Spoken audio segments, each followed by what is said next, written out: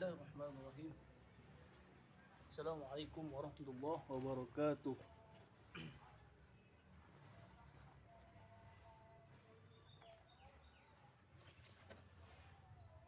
Bismillahi masyaallah la yasbiqul khairu ilallah. Bismillahi masyaallah la yasrifus su'a ilallah. Bismillahi masyaallah ma kana min ni'matin fa min Allah. Bismillahi masyaallah la hawla wa la quwwata illa billahil aliyyil azim. Allahumma shalli ala sayyidina Muhammad al-fatih lima ughliq wal khatim lima sabaq nasiril haqqi bil haqq wal hadi ila siratikal mustaqim wa ala alihi wa sahbihi haqqa qadrihi wa miqdaril azim amma ba'du. Qala ta'ala rabbi shrah li sadri wa yassir li amri wahlul 'uqdatam min lisani yafqahu qawli. Inna asdaqal hadisi fi kitabillah wa khairul hadi hadi sayyidina Muhammadin sallallahu alaihi wasallam. Syarrul umuri muhdatsatuha wa kullu muhdatsatin bid'ah wa kullu bid'atin dhalalah wa kullu dhalalatin finnar. Allahumma inni a'udzubika an adilla aw udalla aw azilla aw uzalla aw adlima aw udlama aw ajhala aw yujhala alayya. Sallallahu ala sayyidina Muhammadin wa ala alihi wa sahbihi wa sallam. Al-Fatihah.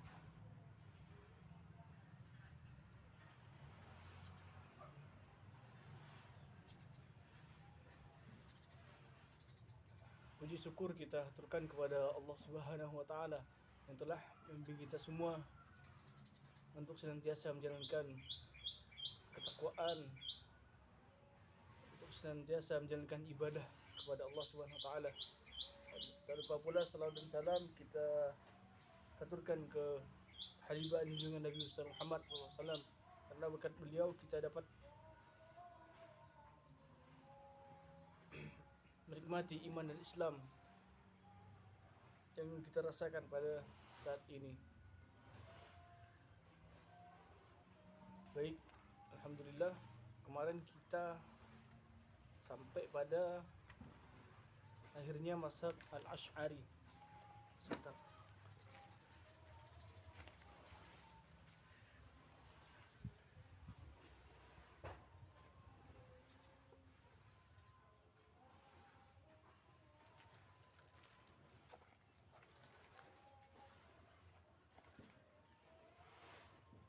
Sebelum itu ada yang bertanya, kenapa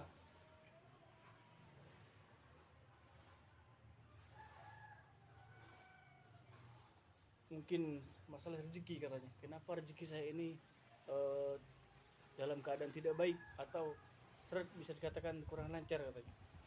Apakah nasib, apakah seperti apa seperti itu? Apakah kurang pengaruhnya, apakah gimana, apakah saya punya salah apa seperti itu. Kita analogikan, saya juga dapat dari Gus Miftah, katanya beliau,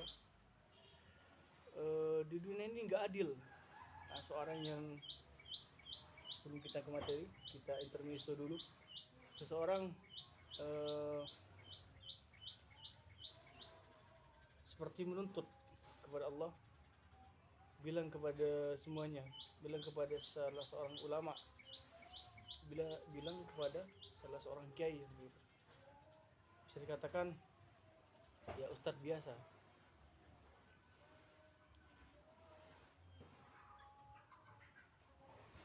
Yang historinya seperti ini.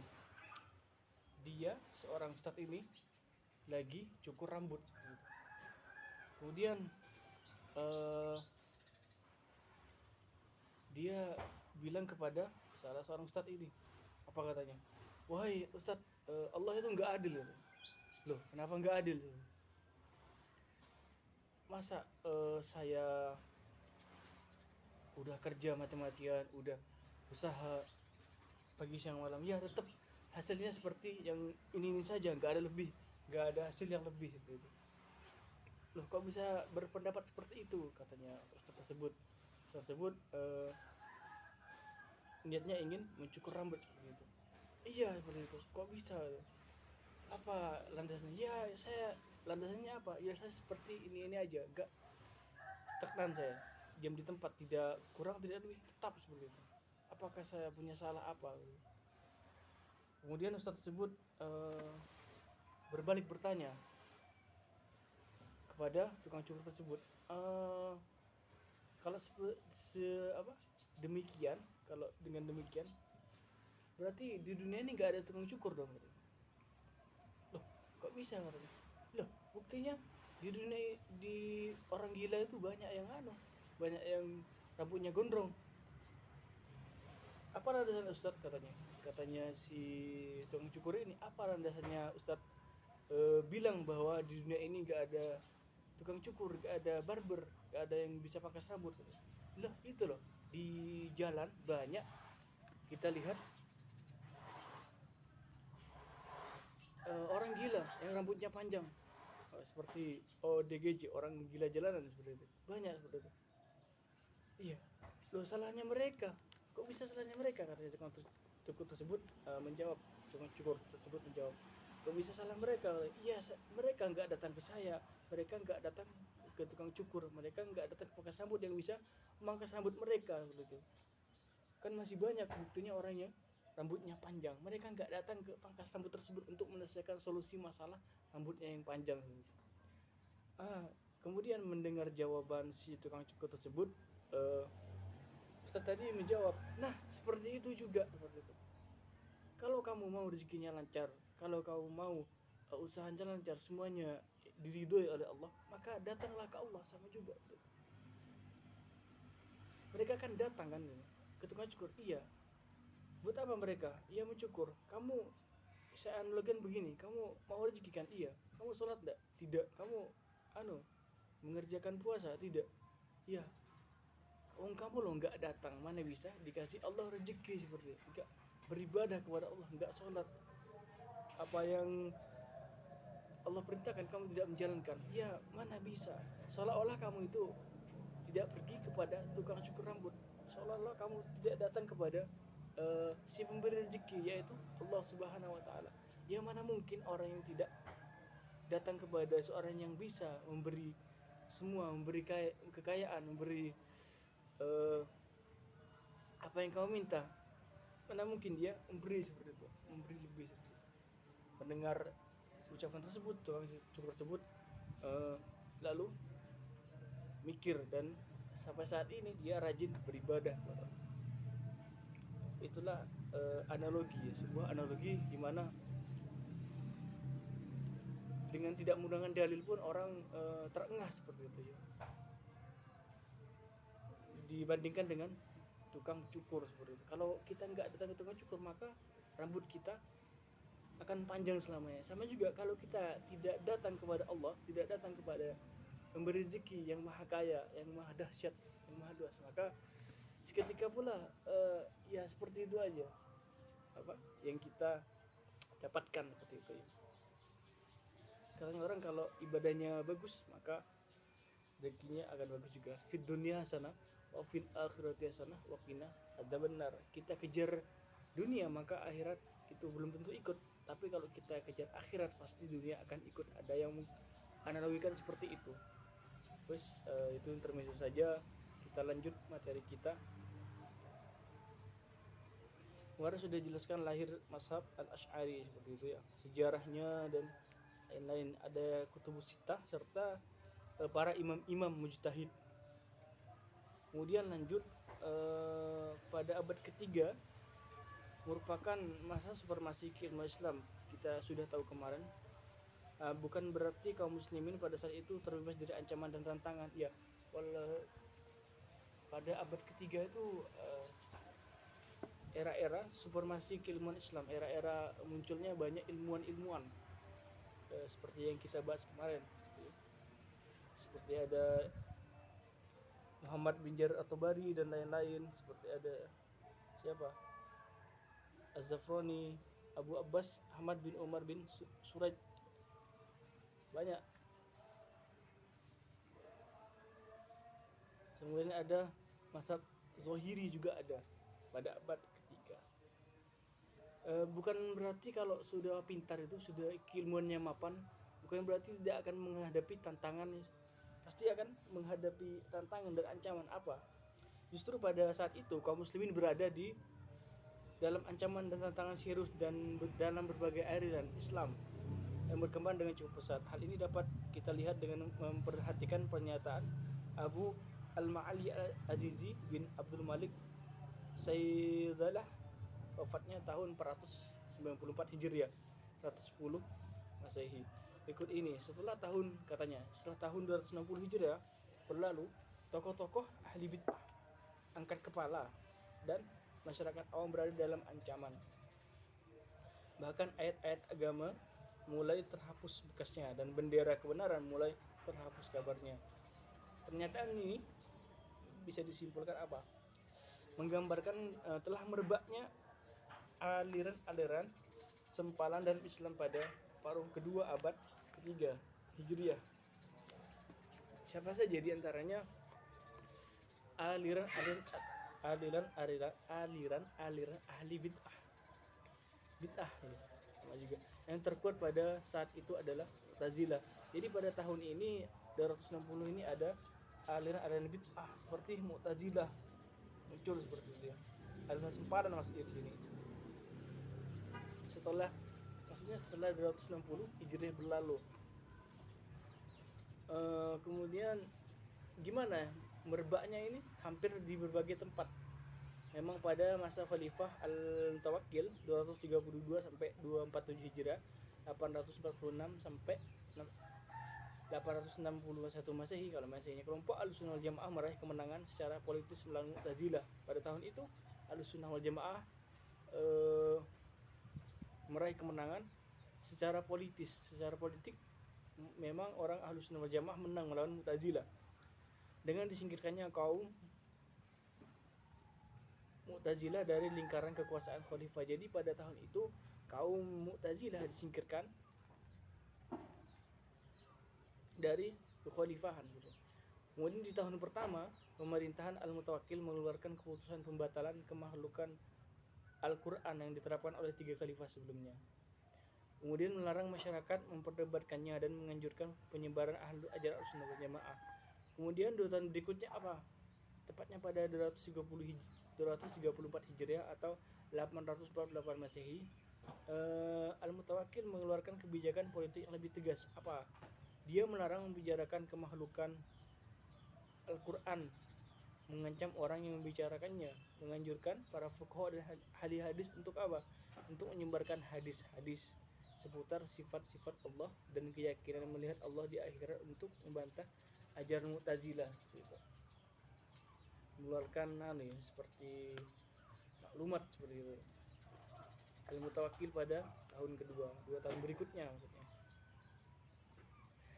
Kemudian lanjut pada 237 Hijriah atau 851 Masehi, Al-Mutawakkil mengeluarkan keputusan yang paling keras. Apa katanya? Memberhentikan Ahmad bin Abu Duat, ulama besar Mu'tazilah. Ini diberhentikan oleh beliau pada tahun 237 Hijriah sampai 851. Dari apa? Dari jabatannya. Dari Ahmad bin Abu Duat ini diberhentikan dari jabatannya seperti itu. Sebagai apa? Sebagai hakim dan menggantinya dengan Yahya bin Aksam. Kemudian Al-Mutawakkil juga menahan tokoh-tokoh Mu'tazilah seperti Abu Al-Walid bin Abi Duat dan saudara-saudaranya, lalu mendeportasi mereka jauh-jauh dari istana khilafah. Jadi orang pentolan Mu'tazilah pada zaman itu diasingkan istilahnya ya. Ditahan kemudian diasingkan, deportasi. Dideportasi itu ya diasingkan sejauh-jauhnya. Gitu. Panjang sekali ya ceritanya. Harus kita pelajari satu persatu. Lanjut pada namun hingga Khalifah Mutawakkil wafat pada tahun 247 Hijriah atau 861 Masehi, ya pengikut Mu'tazilah tetap merebak di mana-mana. Setelah pemimpin Al-Mutawakkil, Khalifah Mutawakkil ini wafat, Mu'tazilah itu tetap masih merebak di mana-mana. Dibuktikan dengan apa? Karena sejak kekhalifahan dipegang oleh Al-Mutawakkil tahun 232 Hijriah, Daulah Abbasi memasuki masa-masa awal keruntuhannya hingga jatuh ke tangan Tartar pada tahun 656 Hijriah. Runtuhnya Daulah Abbasi ini ditandai dengan apa? Realita politis di mana jabatan khalifah hanya sebatas simbol katanya. Sementara kekuasaan yang sesungguhnya ada di tangan pemerintah Atrak orang-orang Turkmen yang berkuasa sejak 232 Hijriah sampai 334 Hijriah. Setelah pemerintah Atak tumbang, Daulah Abbasi jatuh lagi ke dalam cengkeraman penguasa Bani Buayyah. Siapa Bani Buayyah ini?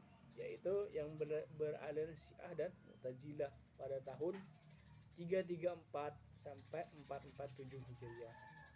Kemudian Daulah Abbasi jatuh lagi ke tangan penguasa Bani Saljuk yang berkuasa 447 Hijriah sampai akhirnya Daulah Abbasi benar-benar mengalami keruntuhannya yang paling tragis dalam sejarah di tangan pasukan Tartar yang menginvasi negara-negara Islam pada 656 Hijriah.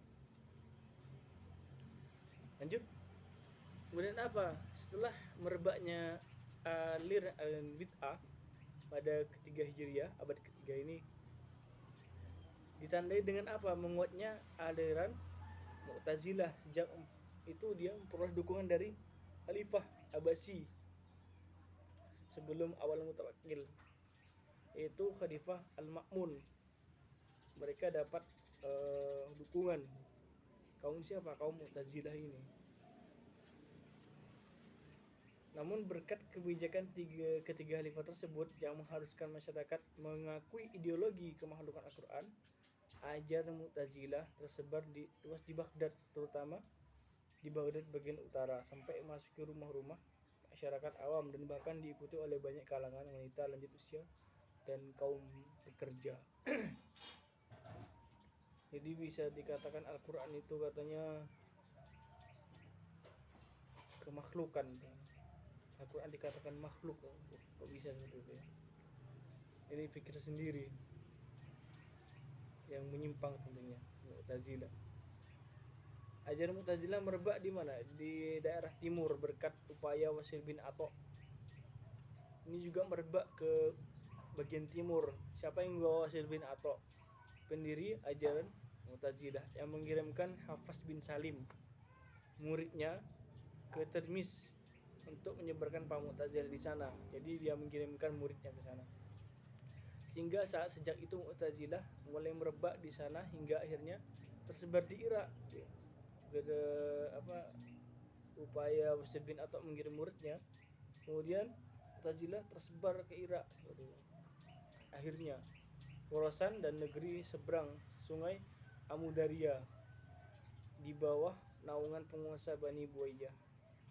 Tapi di sini menurut Al-Maqdisi, Mu'tazilah diikuti mayoritas masyarakat Syiah di daerah-daerah Ajam. Jadi kebanyakan Mu'tazilah itu diikuti oleh mayoritas Syi'i di sini katanya. Kemudian masyarakat awam di Rai dan mayoritas penduduk Khuzestan, sedangkan orang-orang Syiah yang tinggal di Oman, Sarawak dan sepanjang tepi pantai barat adalah pengikut Mu'tazilah juga. Ini jadi tersebar ya, cepat sekali penyebarannya. Di daerah barat, ajaran Mu'tazilah diikuti oleh penduduk Maroko. Ini daerah utara, barat, timur. Sekarang daerah baratnya seperti itu.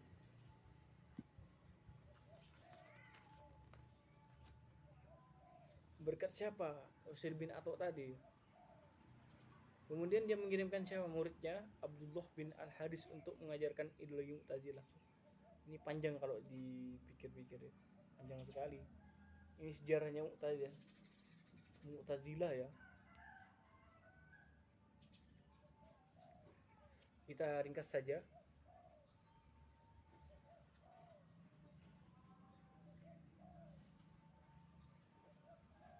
Pada abad ketiga ini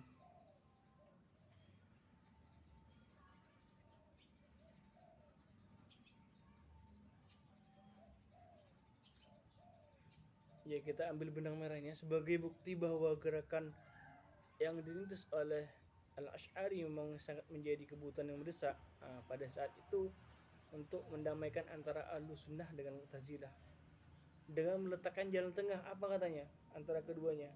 Tampilnya dua ulama besar yang semasa dengan Al-Asy'ari, tapi tempat tinggal mereka sangat berjauhan dan belum pernah saling mengenal, yaitu Imam Abu Mansur Al-Maturidi. Jadi setelah Mu'tazilah tersebar di mana-mana, ada upaya jalan tengah untuk mendamaikan. Al-Hanafi, wafat tahun 333 Hijriah, yang tinggal di Samarkand, Uzbekistan, dan Al-Imam Abu Ja'far At-Tahawi Al-Hanafi yang tinggal di Mesir. Ini sangat jauh sekali jaraknya. Kalau dulu kan belum ada pesawat, mungkin sudah wali ya, terbang saja bisa. Keduanya melakukan apa yang telah diupayakan oleh Al-Asy'ari, apa, untuk mengambil jalan tengah untuk mendamaikan, yaitu mengajak kaum muslimin agar kembali kepada ajaran Ahlus Sunnah wal Jamaah. Jadi kedua imam Abu Mansur Al-Maturidi dan Abu Ja'far At-Tahawi ini mengajak kaum muslimin kembali kepada ajaran Ahlus Sunnah wal Jamaah dan memberantas ajaran-ajaran bid'ah. Baik sekali niatnya, tetapi juga tidak mengabaikan metodologi baru yang dikembangkan kaum rasionalis. Dibuang yang jelek, diambil yang baik, kemudian yang baru dikembangkan. Hanya saja dari gerakan pemikiran keduanya, hanya gerakan Al-Maturidi yang mengalami metamorfosa yang berkembang di kemudian hari menjadi sebuah mazhab teologi dalam Islam. Nah, dari sinilah dari pemikiran ini Abu Mansur Al-Maturidi itu diikuti sampai sekarang, mengalami perkembangan yang sangat pesat dan sehingga menjadi sebuah mazhab teologi dalam Islam. Abu Ja'far At-Tahawi gimana? Menyebar juga, tapi mungkin tidak terlalu banyak ikutnya gitu. Sementara gerakan pemikiran At-Tahawi melebur ke dalam mazhab Al-Asy'ari dan Al-Maturidi. Oh ya, ada tapi melebur kepada Al-Asy'ari dan Al-Maturidi seperti itu. Jadi sejarahnya sangat panjang seperti itu. Kenapa ada sebab akibat, mengapa dan apa, banyak pertanyaan di sini seperti itu. Kalau ada pertanyaan silakan ditanyakan, ya kita sama-sama belajar di sini, tidak mau menggurui seperti itu. Saya juga belajar dan niatnya sekali lagi untuk apa, untuk wasiat guru berdakwah melalui NU. Ya, kalau enggak bisa secara langsung, kita di medsos kita sebarkan. Kita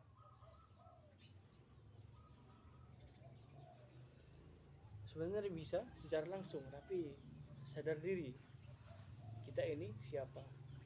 Kita bukan pengurus besar Nahdlatul Ulama, yang paling hanya sebagai tingkat desa gitu.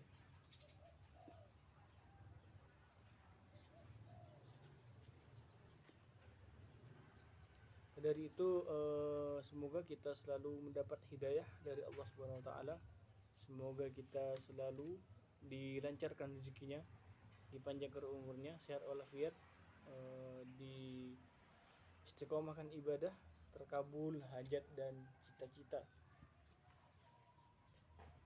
serta mendapat syafaat dari Rasulullah dan para guru-guru kita.